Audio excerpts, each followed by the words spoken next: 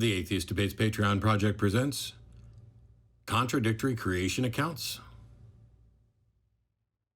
Hey everybody, welcome. I get email for the Atheist Experience and for the Atheist Debates project, and one email that comes in several times a year is from atheists asking me why I don't, in debates or on the show or as part of this project, talk about the fact that there are two different creation stories in the Bible and they're contradictory.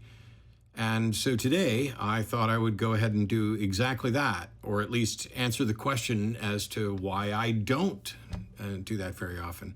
So let's take a look at Genesis 1 and Genesis 2, and let's see what's there that may be contradictory or problematic for theists. So the disappointing thing for a lot of my atheist fans is that I don't really find that there's a problem between the Genesis 1 and Genesis 2 accounts, not in a way that is impressive. Of all of the problems with the Bible and potential contradictions, and I've seen tons of, you can go find an image where there's just like lines drawn with all the supposed contradictions that are in the Bible, and I'm on record and will repeatedly point out there are not as many contradictions as atheists would like there to be and as some people would like to chart. The problem is when the language isn't particularly clear and how you're going to go about reading it and what mindset you're going to have. That's all important to this. And so when it comes to the two creation accounts, and I would say that there may or may not be two, depending on how you read this. First of all, there are a number of simple, common apologetic responses to dismiss the notion that there's any sort of contradiction here. And even if there weren't, it's not particularly impactful upon believers. For people who read the Bible or have talked to their preacher at all or heard a sermon about it, even if there were some things that weren't particularly on the same page, since they're a page apart, it doesn't really impact them at all. They're still convinced that a God created it and that maybe a scribal error is responsible or something. This is not a massive point of doctrine. And when you consider that there are Christians who both literally think Genesis is true and who figuratively think Genesis is true and that it's a metaphor for humanity's fall from grace, pointing out that there are differences between what appear to be a couple of different creation accounts does not have the effect that some people would like it to have. It's also, I find, not a particularly good example of charitable listening. What we're talking about here is the first two chapters of the first book of the Christian Old Testament, or the Jewish Bible, which are generally regarded as having been written by Moses. I don't think they were. I don't think anybody can reach that conclusion reasonably, but that's a subject for another video. But I don't think that even people who are skeptical about whether or not Moses existed or whether or not Moses wrote both, I don't think there's any good argument to be made that Chapter 1 and Chapter 2 were written by different people. And so in order to find a contradiction here, you'd have to be pretty uncharitable to think that this person who just finished writing something forgot what they wrote and decided to really get it wrong or make up something new. And so you'll find apologetics out there if you Google where people are talking about how, what you're seeing here is about different verb tenses. It's this one's written in the perfect tense, whereas this one's written in the pluperfect tense, and et cetera, et cetera. I don't even think we need to go through any of that type of stuff. What I would do is like to highlight some things from the first creation account, show where we're drawing a line, look at some things from the second creation account, and then go on to what is truly problematic about the Genesis 1, Genesis 2 accounts. As is often the case, if I'm going to actually do a Bible reading, I have to figure out which version of the Bible do I actually grab to read it. Do I go with the King James version that I've had since I was a teenager that's full of highlighting, or do I go for the New International Version? I almost never go for this one because it's copyrighted, and the last thing I need is a bunch of Zondervan advocates coming in to try to take down a video because I dared to read from their copyrighted version of the Bible. I've also got a teacher's Bible here, which is an HCSB. I have the Skeptics Annotated Bible in its printed form, which is really handy and yet perhaps not always right about stuff. I have a student's Bible. I have a number of others. I decided what I would do is just read from a website. with their New King James Version, and I'm going to skim, because the truth of this account, the truth of what's going on here between Genesis 1 and Genesis 2, is not necessarily what some atheists have actually heard. So in Genesis chapter 1, beginning at verse 1, the first version of the creation account starts, and it doesn't end until verse 3 of the next chapter. But essentially, it begins with, in the beginning, God created the heavens and the earth. The earth was without form and void. Darkness was on the face of the deep, and the Spirit of God was hovering over the face of the waters. For chapter 3, God says, let there be light, blah, blah, blah. There was light. And let there be a firmament amidst the waters, and divide the waters from the waters. And then God made a firmament and divided these. And it keeps going. Let the waters under the sea be gathered together in one place. This is verse 9. And then in verse 11, it's let the earth bring forth grass and herbs that yield seeds, and the fruit and the tree that yields fruit according to its kind, and whose seed is in itself and of the earth, and etc. It keeps going. In verse 14, let there be lights in the firmament of the heavens to divide the day from night, and let them be for signs and seasons and for days and years, and let them be for lights in the heavens. So now we're talking about stars. In 17, God set the firmament of the heavens to give light upon the earth, and to rule over the day and over the night, and to divide the light from the darkness. And God saw that that was good. And then around verse 20, it's let the waters abound with an abundance of living creatures, and let birds fly above the earth across the face of the firmament of the heavens. So God created sea creatures and every living thing. That's in verse 21. In verse 24, we get to let the earth bring forth the living creatures according to its kind, cattle and creeping things and beasts of the earth, each according to its kind. It was so.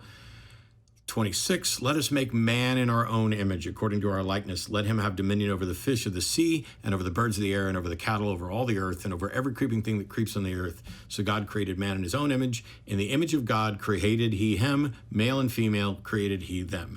That verse, 27, is one of the ones that causes people a little sticking point. And then God tells them, be fruitful and multiply, fill the earth and subdue it, etc. And God says, see, I've given you every herb that yields seed, which is on the face of the earth, and every tree whose fruit yields seed for you as food, and every beast of the earth, and every bird of the earth, and everything that creeps in the earth, in which there is life. I've given every green herb for food, and it was so. Then God saw everything that he'd made, and indeed it was very good. So was the evening and the morning of the sixth day. And then we get to chapter 2, and the first 3 verses of chapter 2 finish that story. As a matter of fact, I'm not completely sure, and I'm sure somebody out there could educate me rather quickly, why we even start chapter 2 where it starts instead of at verse 4 where it probably should start. But the first 3 verses of chapter 2 says, thus the heavens and the earth and all the hosts of them were finished. And on the 7th day, God ended his work which he had done, and he rested on the 7th day from all the work which he had done. Then God blessed the 7th day and sanctified it, because in it he rested from all his work which God had created and made. This is the history of the heavens and the earth when they were created. In the day the Lord God made earth and heavens, before any plant of the field was in the earth, and before any herb of the field had grown. For the Lord God had not caused it to rain on the earth, and there was no man to till the ground. But a mist went up from the earth and watered the whole face of the ground. Now, this is the first verse here, chapter 5, or verse 5 of chapter 2, that really starts to confuse people, because they just read a handful of verses before where God created man. Male and female created he them. And now it's saying, hang on, there's no man to till the ground. What ends up happening is that the first account, which can be viewed as a general account, ends at the end of chapter 2, verse 3. And a second account begins at verse 4. And this is why it says, this is the history of the heavens and the earth when they were created, in the day that the Lord God made the heavens and the earth. It's extra confusing because it seems like we're talking about day 6. And sometimes it seems like we're talking about day 4. This is why there are people who are like, oh, well, there's clearly 2 different creation accounts and they contradict each other. Because if you continue reading in verse 2, which is fairly short, or chapter 2, the Lord God formed man of the dust of the ground and breathed into his nostrils the breath of life, and man became a living being. And then the Lord God planted a garden eastward in Eden, and there he put the man he'd formed. And out of the ground the Lord made every tree grow that is pleasant to the sight and good for food. The tree of life was also in the midst of the garden, and the tree of the knowledge of good and evil. Not the tree of good and evil, but the tree of knowledge of good and evil. It's weird when atheists get that wrong, which also, by the way, is never depicted as an apple. I mean, that's silly. It couldn't be an apple, or every time we'd eat apple, we'd be getting, I don't know, evidently repeat knowledge of good and evil. But it talks in verse 10 about a river heading out of Eden, and where it parted and became four riverheads, and it gives the names of all these and other stuff.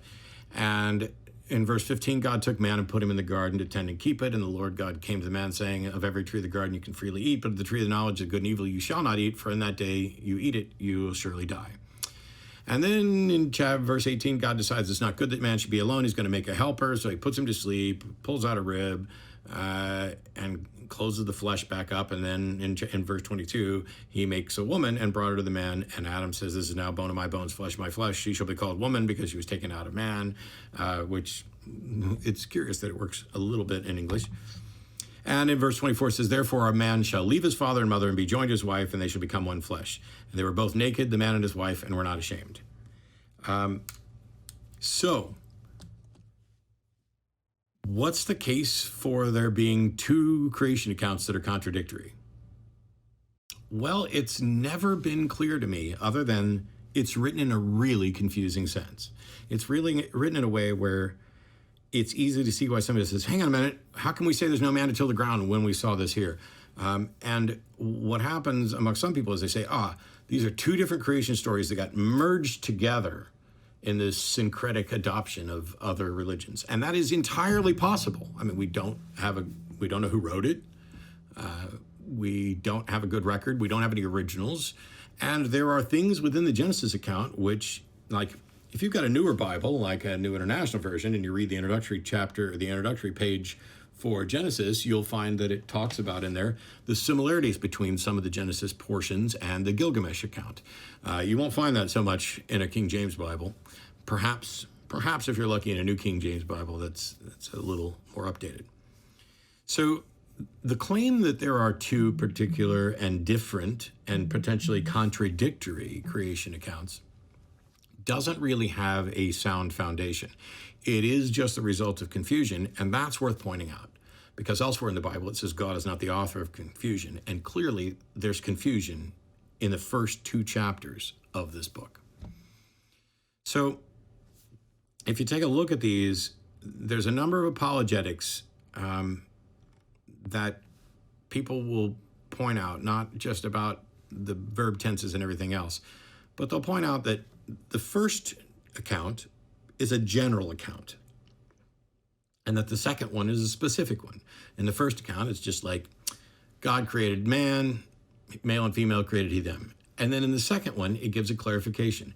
This is important. As somebody who's a big fan of games, board games, etc., one of the things that you learn very early on is that the specific overrides the general. If there's a general rule, thou shalt not steal, the specific is where the exception is. You don't have a broad exception with a specific rule to clarify. The exceptions are the specific claims that explain things in greater detail. And so when I was growing up, anytime somebody mentioned a potential conflict between Genesis 1 and 2, it was just never an issue. Because what happens is, in the first one, it lists the order in which things were created. And then the second one, it gives detail about God's interaction with man. That's what the whole chapter is really about, or everything after verse 4. Because if you look at verse 4, it's describing what the earth was like. And then in verse 7, it says, and God formed man out of the dust of the ground and breathed into his nostrils. And then everything else is about life in the garden, the life that man had, Adam had in the garden. Now, that kind of answers the question of why I haven't done this before. Why don't I spend time on the atheist experience or in debates pointing out to theists, hey, you got a big old contradiction there in two different creation accounts. And the reasons are simple. It's because it's a pretty simple apologetic to respond to. It's not particularly impactful. It's not a good exercise in charitable listening to think that the person who just wrote several verses before how God created man, male and female, is now describing how he formed a man out of the dust of the field. It's possible that it may be a creation account or a couple creation accounts merging in a syncretic fashion, but you'd need to demonstrate that. So I'm just going to read it charitably and take it at its face value and say, yeah, it's not really a contradiction here. But that doesn't mean that Genesis isn't horribly broken. And the real reason to address this is to point out the areas where Genesis is horribly broken. So, what's really broken about Genesis? Well, I think most of the stuff that's broken about Genesis starts after chapter 2, when we start telling the story of human beings interacting, of Adam and Eve, etc. But there are problems within the first 2 chapters of Genesis that are worth noting, not the least of which is when God decides that it's not good for man to be alone. In chapter 2, verse 18 is when he does this. And so he's going to make a helper for Adam. And then in verse 19, God starts forming all these animals and beasts of the field and birds of the air, and brought them to Adam to see what he'd call them. And whatever Adam called them, that's what their name was. And so he gave animals to all of them, names to all those animals. But amongst all those animals, there was not a good helper for him. Now, this story is bizarre because why would God parade a bunch of non-humans in front of Adam to figure out that there's not a good partner there among them? I mean, certainly God would know what he was doing. So what was the point behind this? Was it, oh, we're going to have you name all these animals, Adam. Okay, takes a long time. We still haven't finished it, despite the fact that there have been countless human beings working on it for ages. But, you know, maybe there was only 6 or 7 creatures back then, and then they evolved. Who knows? But if God knows that he's going to make a woman, another human being, what was the point in pointing out that amongst all the other animals there wasn't a helpmeet?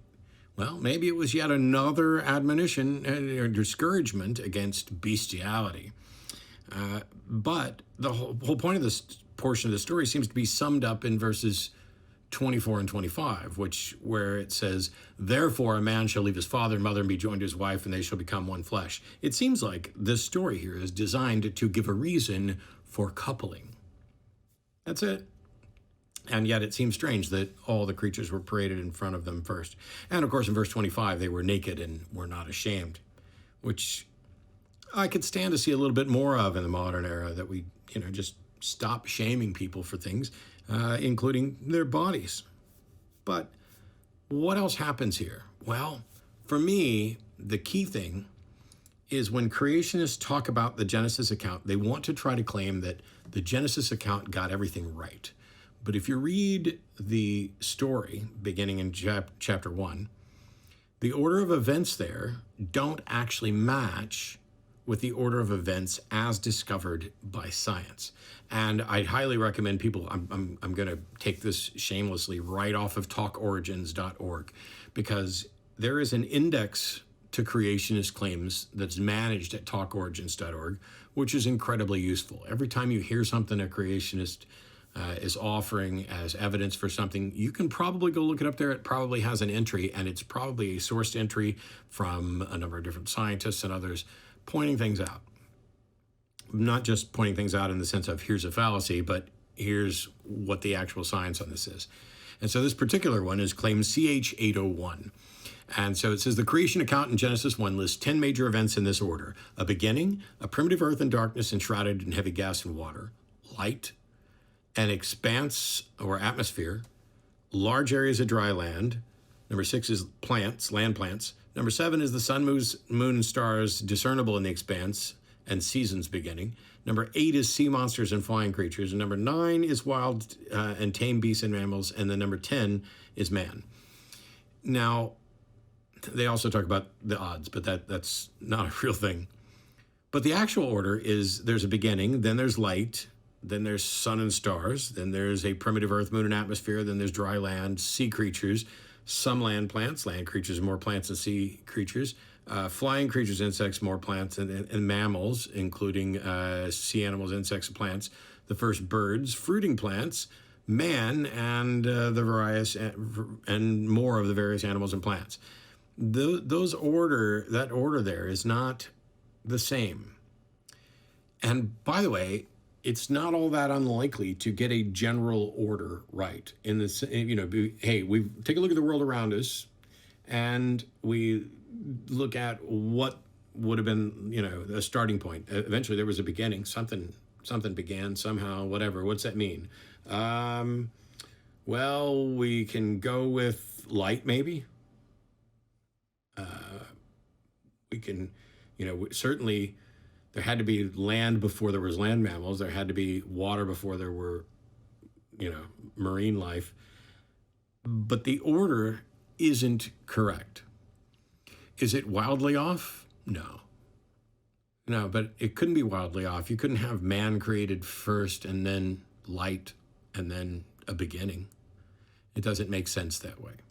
And so looking at the creation story, what we end up with are a bunch of people who are convinced that this is a literal story that is true and it's how God created everything. And then there are other people who view it as metaphorical. To say that there are two contradictory creation accounts in Genesis 1 and 2 will have zero impact on the people who take it metaphorically and will have minimal, if any, impact on the people who take it literally. Because even the people who take it literally, and it's weird putting literal in air quotes, their view is not that this is word for word correct, but that it is essentially correct, that God created everything and mankind was created in this process, and then man sinned and brought sin and death into the world. Because I know what some of you out there are thinking when you discover this. You've never read the Bible and you think nobody else has either. And so when you read Genesis 1 and 2, you're like, wow, how did everybody miss that? Well, nobody missed it. The things, quite often, you're not going to discover something new in the Bible that hasn't been addressed. You may discover some things that haven't been addressed correctly or in sufficient depth. But it's not like it took until 2019 for somebody to realize, you know what, there's some passages in this Genesis 1 and Genesis 2 thing that, gosh, they seem to contradict each other. How could everyone have been so stupid as to miss that? Maybe instead of making that assumption, you could go and Google, because I found a couple quick apologetics that took a minute or two. Only reason I took more time to actually address this is because I'm sitting here trying to correct people from using bad arguments or using arguments that aren't going to be particularly convincing. Now that I've said all that, do I think that atheists should never mention this apparent contradiction between Genesis 1 and Genesis 2? No, I don't think that at all. I think you should be free to mention it, provided you know what sort of apologetics are going to be coming and that the point you're making is actually a good one. I just don't see a strong enough point for me to spend much time in a debate with a Christian to say, oh, well, your Genesis 1 and Genesis 2 are contradictory, because I already know what they're going to say. And I already know that the second that comes out of my mouth, they get to go, wow, this person's a real beginner at looking at the Bible. They're probably going to say that about most of us anyway. So take that to heart. We'll see you next time. Bye-bye. This video is made possible by supporters of the Atheist Debates Patreon project. You can find more information and add your support at patreon.com/atheistdebates.